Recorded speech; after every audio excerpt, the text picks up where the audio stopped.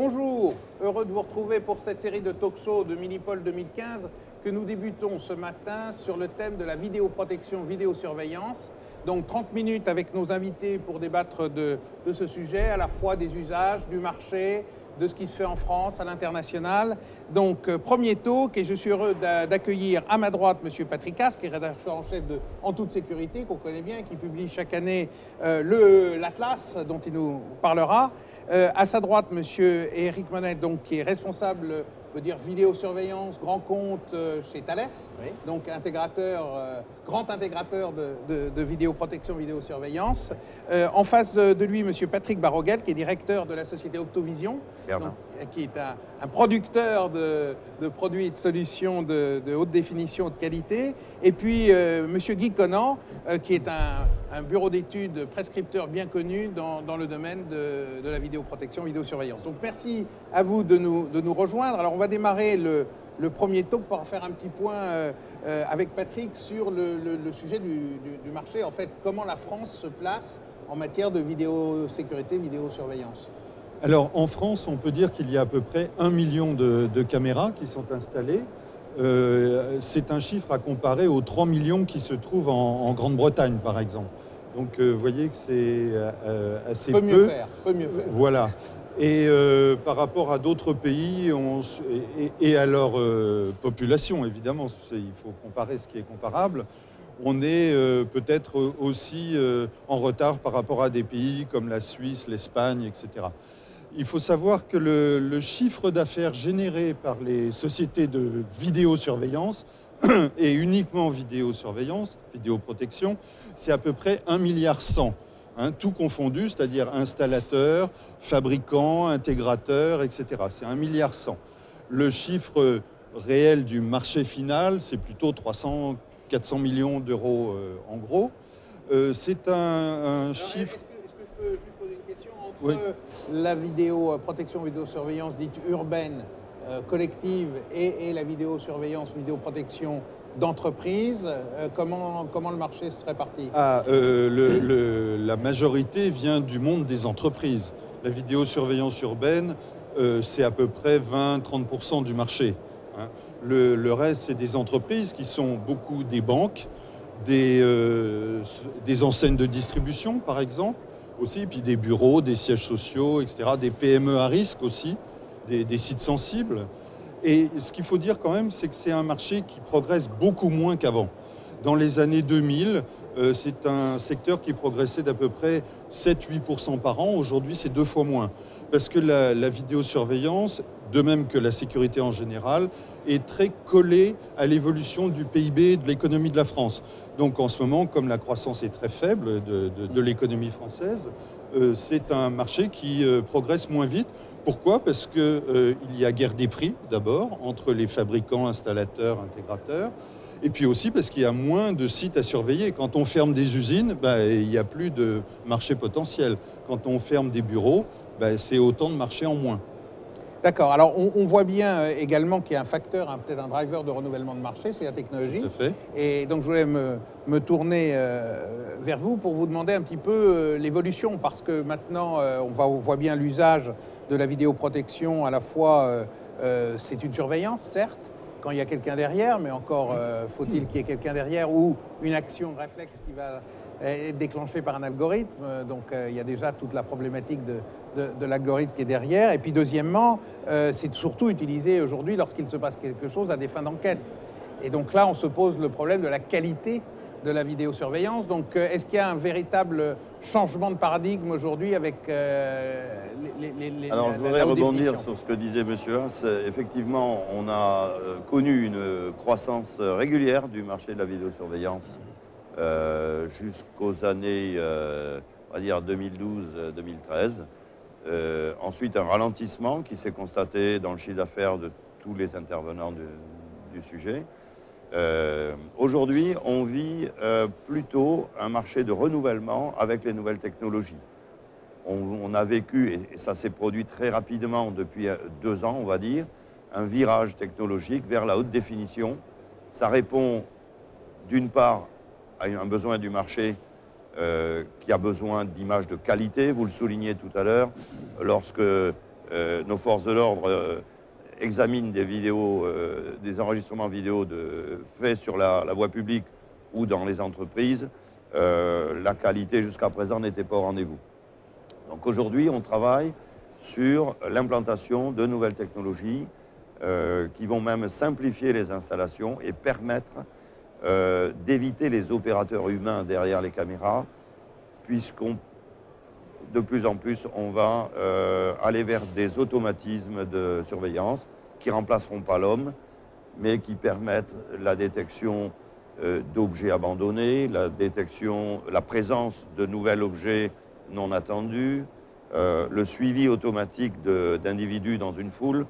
Il y a beaucoup d'algorithmes aujourd'hui accessibles à nos produits. Vraiment, ces algorithmes, est-ce que ça fonctionne vraiment? Parce qu'on a vu beaucoup de choses fonctionner, et puis lorsqu'on parlait avec les grands opérateurs, ils vous disaient bah, oui, mais enfin, il y a tellement de fausses alarmes, c'est un succès d'estime, etc. Alors je ne sais pas, je demanderai l'avis à un prescripteur, mais comment vous jugez la maturité de ces technologies? Aujourd'hui, la technologie pour le faire est là. Le défaut de ces systèmes, c'est qu'ils sont complexes à bien programmer. Lorsqu'on sait le faire, effectivement, on a de bons résultats. Si on s'en tient à des fonctions de base, on risque d'avoir un taux de fausses alarmes important. Et quelquefois, on dit qu'il vaut mieux avoir des fausses alarmes que pas d'alarmes du tout. Et on ne peut pas consacrer du personnel humain derrière chaque écran, parce que le coût pour l'entreprise ou pour la commune qui s'est équipée va être trop important. Alors, peut-être un petit mot avec Guy. Guy, vous prescrivez des dispositifs de manière fréquente. Alors, quel est le bon cahier des charges en matière de vidéo? Alors, un bon cahier des charges, c'est déjà un cahier des charges qui est adapté à un site précis et non pas un cahier des charges généraliste, comme on en voit trop souvent. Premier point.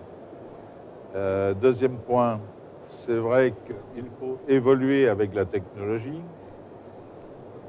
On évite de trop innover aussi pour le client parce que, comme disait mon voisin, toute l'intelligence que l'on va mettre dans les caméras, si on n'a pas un taux de réussite suffisant, eh bien on dévalorise l'installation. Donc on préfère rester prudent et ne prendre que les systèmes qui ont fait leurs preuves. Qui ont fait leurs preuves et que nous, personnellement, nous testons sur des sites pilotes. Ouais. Je voudrais rajouter un mot sur la technologie parce que je n'ai pas pu en parler.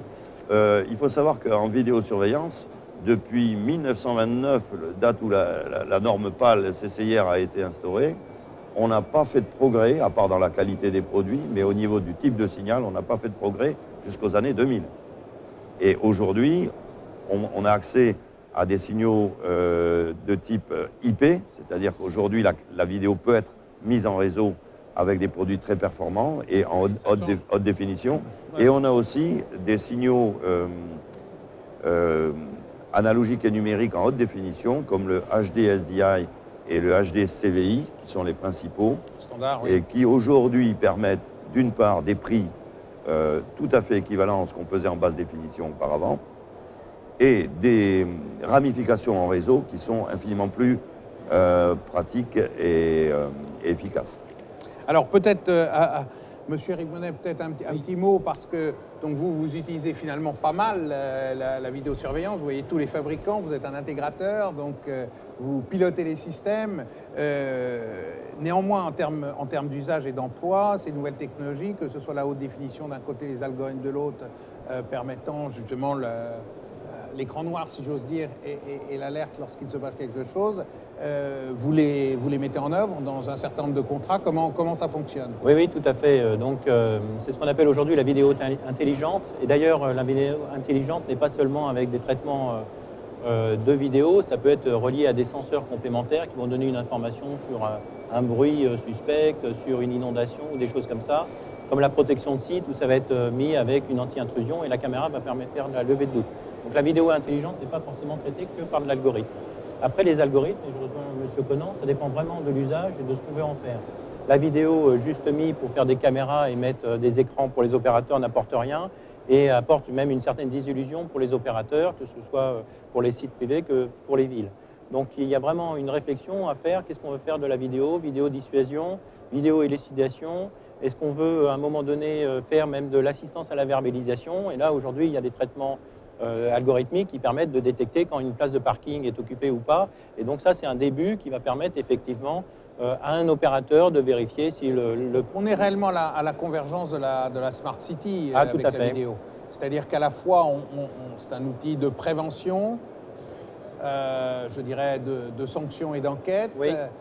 mais c'est aussi un usage de régulation. Oui, et dans le domaine de la prévention, maintenant on voit beaucoup de villes qui le voient vraiment concrètement avec un travail sur comment organiser la vidéo avec l'usage des forces de police municipale qui sont sur le terrain. Donc comment ça s'organise vraiment ensemble. C'est plus un cahier des charges pour un système vidéo, c'est vraiment une refonte globale de la partie vidéoprotection.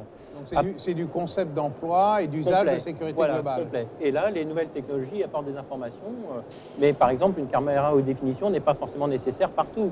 Si vous avez très peu de recul, vous pouvez avoir une caméra de plus faible définition qui va moins saturer votre réseau, qui va être plus simple à maintenir et qui va parfaitement suffire. Dans d'autres cas où vous voulez voir quelque chose de beaucoup plus grand angle ou longue distance, vous allez pouvoir utiliser les nouvelles technologies avec des définitions bien meilleures. Avec Donc, le 4K voilà, qui donc arrive tout, en force aujourd'hui. voilà. Oui. Et tout ça est à bien juger en fonction du terrain, de l'usage, de ce que veut faire concrètement l'opérateur pour un retour Exactement. efficace. Pour rebondir sur ce que vous venez de dire, c'est qu'aujourd'hui, on voit certaines associations qui préconisent des 5 mégas, pourquoi pas des 10 mégas bientôt, etc.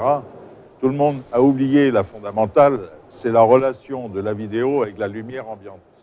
Parce que de toute façon, sur l'espace public, on ne refera pas l'éclairage. C'est aux gens qui font de la sûreté de s'adapter à la situation du terrain. Non, mais je vous rassure, aujourd'hui, les caméras sont suffisamment sensibles qu'elles aient 1 million ou 12 millions de pixels pour travailler, enfin aujourd'hui. Mais Ce n'est pas le cas des installations Mais qui je vais sont vous dire actuelles. que les tuyaux qui sont mis en place, et M. Moncey le sait très bien, les tuyaux ne sont pas élastiques et aujourd'hui, on a souvent des problèmes de Saturation de réseau. saturation de réseau. Et alors, ça c'est un vrai sujet, parce que finalement, mais c'est la même chose pour la ville intelligente, c'est-à-dire qu'il faut avoir les autoroutes de l'information, donc les fibres. Donc s'il n'y a pas de fibres, c'est difficile. Donc faut quand même, ça s'adresse soit à des villes nouvelles, soit des rétrofits majeurs. Oui, alors après, en France, on voit que le plan de mise en place des infrastructures optiques date depuis un certain nombre d'années. Donc il y a quand même beaucoup de villes qui ont déjà quelques backbones assez intéressants en termes de fibres, où il faut faire quelques élongations. On a cette chance en France d'avoir quand même un équipement quand même assez poussé. Mais aujourd'hui, où on parle de regroupement de communes, Vous avez donc bah oui. d'intercommunalité, il faut savoir que les réseaux optiques, je suis bien placé pour le S'arrête. savoir, on travaille actuellement sur une communauté de communes qui regroupe 28 communes dans le Nord. Le réseau optique coûterait une fortune à déployer. Et en plus de ça, on a des contraintes avec les réseaux optiques, avec les normes de l'ANSSI, en particulier la norme de février 2013, que beaucoup de gens oublient, où on travaille en réseau séparé. Et là, aujourd'hui, il faut quand même penser qu'on est obligé d'utiliser des moyens hertziens ou autres. Donc Ce oui. qu'on voit- Alors, Pardon.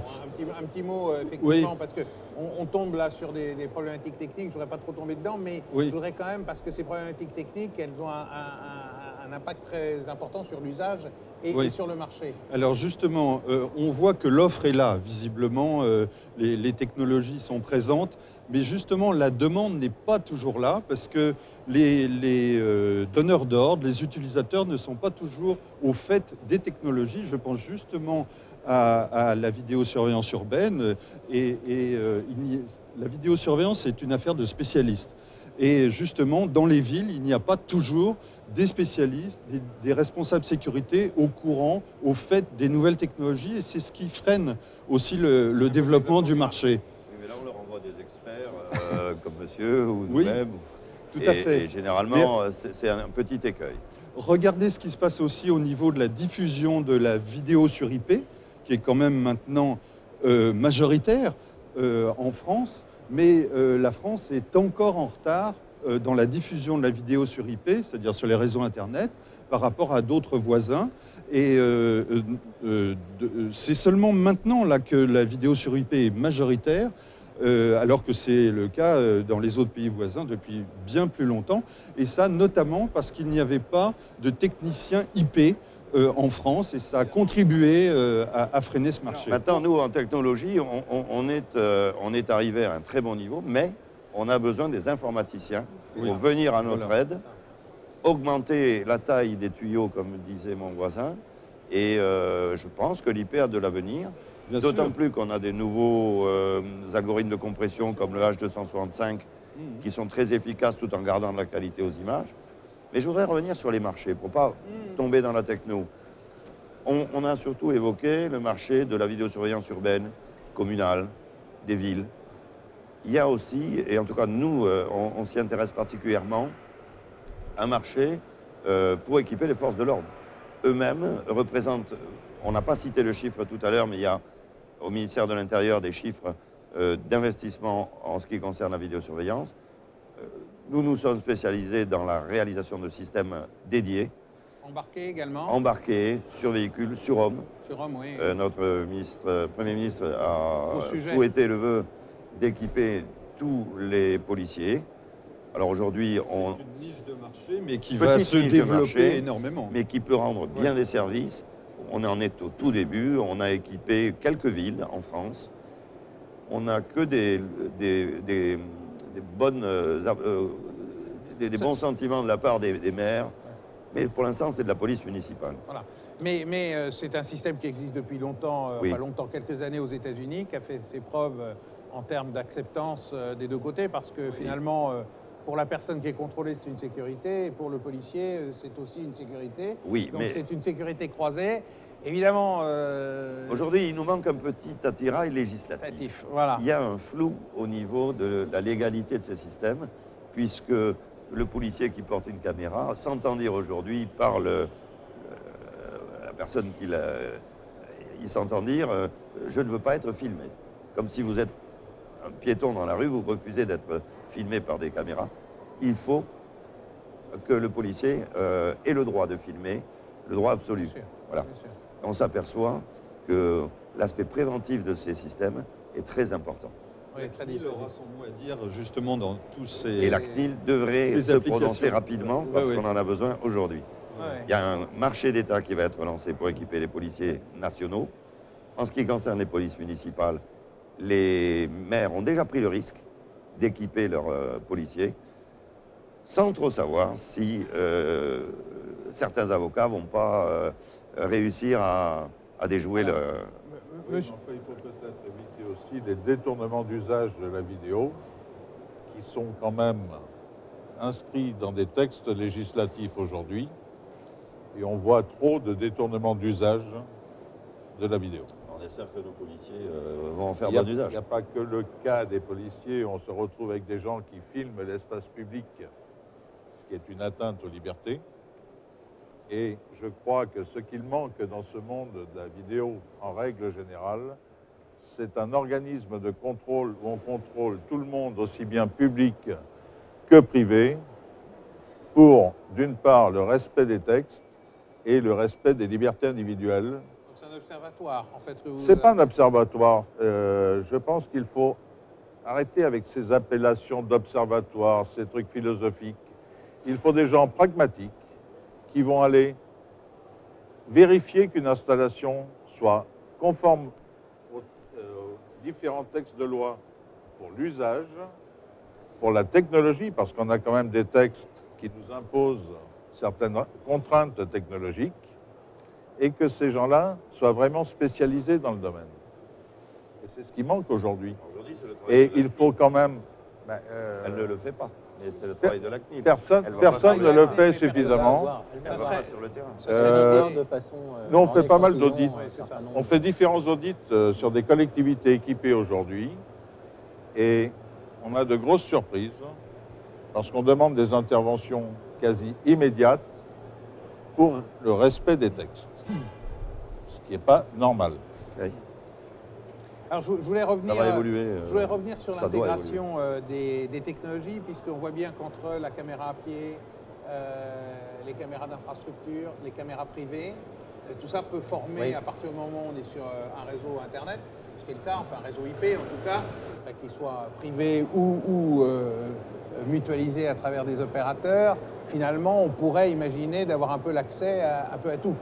Donc jusqu'où va l'intégration aujourd'hui en matière de vidéoprotection, vidéosurveillance? Alors l'intégration, elle va justement déjà à éviter qu'on ait accès à tout. Donc c'est quand même un des points importants en termes de sécurité au sens large. Donc il y a l'intégrité des données, il y a la protection et de garantir qu'effectivement on respecte le cadre juridique et que les données vidéo ne puissent pas être accessibles par d'autres personnes que ceux qui ont le droit d'y accéder. Donc c'est très régulé et la technologie va permettre de sécuriser ces différents flux pour ne permettre justement qu'aux officiers d'accéder à la vidéo et puis d'effacer les informations vidéo au bout d'un certain temps, maximum 30 jours en France, pour garantir aussi le respect de la vie privée. Mais malgré tout, à un moment donné, on risque de passer dans un mode où il y a besoin de faire une investigation policière. Donc là, il peut y avoir une saisie de la vidéo et les données peuvent être conservées plus longtemps. Et à cette occasion, l'enquêteur va pouvoir collecter plus d'informations vidéo que ce qui est disponible au niveau de la ville. Il va pouvoir aller chercher auprès des banques, il va pouvoir aller chercher éventuellement des vidéos qu'ont fait des personnes privées, des citoyens, et collecter l'ensemble de ces informations. Et là, pour lui, commence une course contre la montre pour effectivement comprendre ce qui s'est passé, résoudre l'enquête et puis arrêter le suspect ou éviter qu'un deuxième problème soit généré par le suspect. Ça, c'est le deuxième mode, mais là, on rentre dans un autre mode législatif, c'est qu'il y a eu à un moment donné une commission rogatoire qui permet d'accéder à ces vidéos que par les enquêteurs, hein, c'est encore très fermé, mais ça permet de sortir un peu en termes de durée de rétention, par exemple, du cadre. Alors, je voudrais revenir sur la durée de rétention parce que beaucoup de... enfin, il y a eu certains mouvements qui se plaignent en disant 30 jours, c'est finalement très court lorsque on est dans un cadre de menace comme celui que l'on connaît en France depuis les attentats, mais même déjà avant. Finalement, c'est pas très long, 30 jours, parce qu'on peut être intéressé de tracer une personne sur une autoroute un mois et demi avant, 2 mois avant, etc. Est-ce que vous sentez une évolution sur la demande en quota des clients? Après, on va arriver dans ce qu'on va appeler le big data vidéo, parce que, bon, d'un point de vue humain, analyser plus de 30 jours quand vous avez plusieurs milliers de caméras, parce que si on veut retracer un trajet à l'échelle de la France, là, ça va devenir assez compliqué. Donc, il y a des algorithmes qui vont permettre d'aller plus vite, mais malgré tout, on arrive quand même à une masse de vidéos assez importante. Moi, ce que j'ai eu comme discussion avec les municipalités et les préfectures, globalement, les préfectures poussent à que ce soit au moins 15 jours pour pouvoir au moins traiter le cas où ça arrive pendant un week-end, le temps d'avoir l'information pour pouvoir aller saisir les vidéos. Donc, il y a beaucoup de préfectures qui demandent au moins 15 jours et la loi limite à 30 jours aujourd'hui. Ça paraît assez raisonnable de mon point de vue. Justement, une des raisons du retard de la France aussi, c'est le respect des libertés qui est profondément ancré dans la culture française. Et donc, vous savez que jusque dans les années 80, par exemple, les partis de gauche étaient très hostiles à la vidéosurveillance. Donc, dans les villes... Du reste, on ne l'appelle pas surveillance, c'est eux qui ont les premiers à appeler ça vidéoprotection. Oui. Donc, vous savez que dans les villes qui étaient contrôlées par le PS, le PC, enfin, etc., il n'y avait pas de caméras de vidéosurveillance. Et avec les attentats, avec les menaces, avec certains... Parce que les choses ont largement évolué. Exactement. Donc, François Hollande l'a dit hier, le pacte de sécurité passe avant le pacte de stabilité, mais passe aussi probablement devant les libertés individuelles. On a dit on est en guerre. On est en guerre. Ça veut dire qu'il faut passer outre certaines sensibilités de parti. Parce que on a les moyens techniques de faire du masquage privatif, on a donné un délai de rétention fixe, on a des effets très positifs de la vidéosécurité. Je crois que si on parle de guerre, il faut accepter. C'est pas Big Brother. C'est quand même pas Big Brother aujourd'hui. On est quand même dans un pays de liberté. D'où l'intérêt de certains équipements tels que, par exemple, ce qu'on appelle la caméra nomade, qui, comme son nom le dit, on peut la bouger en fonction des besoins. parce qu'aujourd'hui, on travaille trop sur des infrastructures fixes. Fixe. Et on a oublié que dans une ville, et puis en règle générale, on peut avoir de l'événementiel, même dans une entreprise. On peut avoir un point de stockage très saisonnier. On a oublié également l'usage de la vidéo pour les risques naturels. Tout à fait. Donc, toutes les villes ne l'ont pas oublié. je pense, mais, moi qui traite un certain nombre de villes, c'est vrai, pas autant que toi, Christian, mais je pense qu'on oublie cet usage qui est important. Tout à fait. C'est-à-dire avoir des caméras qui soient multifonctionnelles, très facilement déplaçables et qui s'adaptent en fonction des événements, quels qu'ils soient. Et on fera de grosses économies parce qu'on va limiter tous les coûts d'infrastructure. En gros, c'est l'idée d'utiliser les réseaux, je WiMAX, Wi-Fi, GSM. Non, j'utiliserai du GSM parce qu'on arrive La à avoir 4G. des couvertures. Non, alors la 4G, déjà qu'on nous donne de la 3G sur l'ensemble du territoire à un niveau correct, et on applaudira gentiment nos amis opérateurs, parce que ce n'est pas le cas, même à 100 km de Paris. Ou alors, après, il y a les petits réseaux privés en WiMesh là, qui se déploient très rapidement, Voilà. qui permettent d'éviter de passer par un opérateur téléphonique et d'avoir des coûts. Exactement. Et ça, qui sont très, très efficaces pour la vidéo, pour regrouper quelques caméras, le Donc remonter. on connecte Et à de un borne point- en borne, Oui. c'est du Wi-Fi, mais Et on Et connecte qui à se un déploie. point Et- réseau Voilà. câblé, Voilà. et ensuite on distribue Voilà, à travers très un facilement. réseau Et de WiMAX, plus en plus, on va utiliser ce genre de caméra nomade, parce qu'avoir des caméras fixes, oui, pour une partie, mais si on prend le cas d'une ville, pour moi, il y a, allez, maximum 50% de caméras fixes et le reste en nomade. Il faut s'adapter aux événements. Et aujourd'hui, nos réseaux, quand on est sur un réseau fibre, on est sur un réseau qui est fixe et qui ne bougera pas et qui a un coût très important. Alors cet aspect de vidéo nomade, on en est arrivé à la même conclusion. Et d'ailleurs, sur Milipol, nous présentons uniquement que des systèmes vidéo nomades, c'est-à-dire facilement déplaçables, immédiatement opérationnels et qui se raccordent soit des réseaux mesh de type Wi-Fi, WiMAX, soit sur du 3G, 4G, qui aujourd'hui quand même en France fonctionne assez bien. On attend le 4G partout parce que le 4G c'est très rapide, Ouais. ça permet de couper plusieurs caméras, de les piloter à distance, d'économiser du personnel parce qu'on peut s'éloigner légèrement du système vidéo et c'est probablement un très bon complément à la vidéo fixe qui est installée dans les communes. La vidéo embarquée a un bel avenir, mais est déjà bien installée. Par exemple, dans les wagons de chemin de fer, dans les autobus, ça s'est développé vraiment en quelques années seulement. La vidéo nomade aussi, par exemple la surveillance de chantier, la surveillance urbaine, par exemple pour des manifestations, va se développer aussi très très rapidement. On voit aussi la vidéo embarquée sur aéronef avec les boules Oui. de stabilisation et la qualité que l'on a. Il n'y a qu'à être aimer regarder le Tour de France pour voir les niveaux de qualité que l'on peut obtenir et de stabilité que l'on peut obtenir. Donc effectivement, la technologie a changé beaucoup d'usages. Je sais... On peut aussi parler, excusez-moi, des drones, Oui. qui Voilà. évidemment, avec des caméras embarquées sur des drones, ça va bouleverser le marché de la sécurité, c'est évident. C'est clair. C'est clair d'ailleurs, les drones qui sont très présents sur Milipol et pour lesquels nous ferons 2 talks particuliers en français et en anglais, dont le prochain à midi sur la partie anglaise, avec Dan Casesta, que je salue, qui animera ce talk. Mais je voulais revenir, Monsieur Moncet, sur la partie intégration. Vous avez chez Thales une très grande référence qu'on connaît, qui est Mexico. Vous pouvez nous en dire un petit mot, parce que c'est un petit peu le modèle, non, de l'intégration. Oui, alors justement, donc on va bien au-delà de la vidéo, puisque à Mexico, c'est l'équipement de l'ensemble de la police de la ville. Alors, c'est une police municipale à l'échelle d'une ville de 20 millions d'habitants, donc on est quand même du domaine d'une police nationale. Et dans ce cadre-là, on a équipé l'ensemble des forces de sécurité pour permettre de faire la gestion des appels d'urgence, de l'ensemble des appels d'urgence, la vérification des problèmes par la vidéosurveillance avec 22 000 caméras raccordées au système central, la mise en place et l'organisation des interventions des 20 000 policiers qui sont en mobilité dans la ville avec leur localisation, l'orientation vers l'incident le plus proche, pour qu'ils puissent effectivement faire leur intervention. On a permis de faire un gain de temps en termes de temps d'intervention de plus de 12 minutes à 2 minutes 49 en moyenne aujourd'hui grâce à cet ensemble intégré de la chaîne de commandement.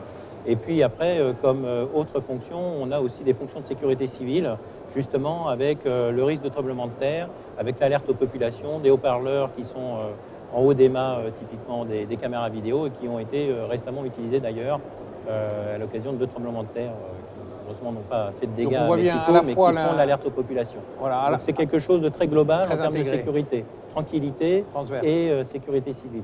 Donc c'est certainement la voie, donc ça va Oui, mais permettre... vous avez également... Oui. On a la même chose en modèle plus réduit en France. Vous prenez la communauté de communes Amiens Métropole, qui aujourd'hui a dépassé le stade de la supervision vidéo et qui est avec un hyperviseur, qui dispose d'un réseau radio pour l'ensemble des communes de la métropole, un réseau complètement indépendant, et qui permet la géolocalisation de tous les moyens municipaux. Donc c'est intéressant quand on gère un phénomène de risque naturel, parce qu'on sait où sont nos moyens. On gère également tout ce qui est affichage variable de la commune, Oui, tout ce qui est et alerte, y compris des plans feu, des plans pour la régulation de la circulation routière en cas de phénomène Céveso. Ouais. Donc Et très ça, intéressant. Amiens, Alors, ça a été quand même la ville pilote en France. Et c'est un modèle qui commence à faire réfléchir les gens pour se dupliquer sur les communautés de communes qui se créent actuellement. Tout ça souligne qu'il y a un vrai savoir-faire. Il y a un vrai savoir-faire, oui. Oui, des groupes français en matière de vidéosurveillance. Thales l'illustre bien. Il y a d'autres grands groupes aussi, d'autres intégrateurs comme Cofeli, Neo, des opérateurs de télécom comme Orange ou SFR. Et aussi, ce qu'on peut souligner, c'est qu'il y a un vrai savoir-faire à l'export, comme le montre l'exemple de Mexico ou Singapour ou la Mecque chez Thales. Mais à côté de ça, il y a des PME très dynamiques aussi qui exportent et qui ont des vraies avancées technologiques. Et puis, il y a une pléthore de petits installateurs, petits intégrateurs, petits fabricants. Et là, ça se compte par centaines d'entreprises. Et malheureusement, il est probable qu'une bonne partie d'entre elles vont disparaître parce que le marché se mondialise, se standardise, même s'il y a des besoins sur mesure. Mais c'est sûr qu'il va y avoir un écrémage de ce marché au niveau des intervenants. À la fois un écrémage et probablement de la concentration.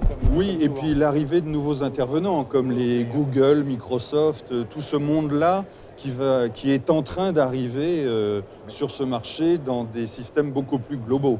Mais il manque quelque chose sur le marché français, c'est un vrai centre de formation, justement, pour les personnels. Il nous manque des écoles, il n'y en a pas. des ingénieurs.